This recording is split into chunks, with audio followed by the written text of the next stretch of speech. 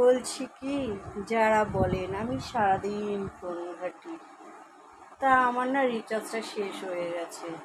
তা বলছি আমি আর ফোন ঘাঁটবো না, প্লিজ একবার রিচার্জটা করে দেন না। আমার রিচার্জ শেষ হয়ে গেছে। আমি ভাবছি যাদের এত প্রবলেম ছিল আমার ফোন ঘাঁটা নিয়ে, আচ্ছা আপনারা বলুন তো, আপনারা কি নিজেরাও ফোন ঘাঁটেন?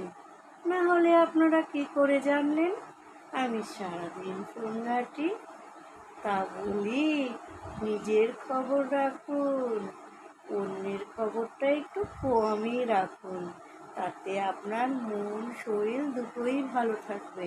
নাহলে রাতের ঘুম আপনার চলে যাবে, তাতে আপনারই শরীরের সমস্যা হবে।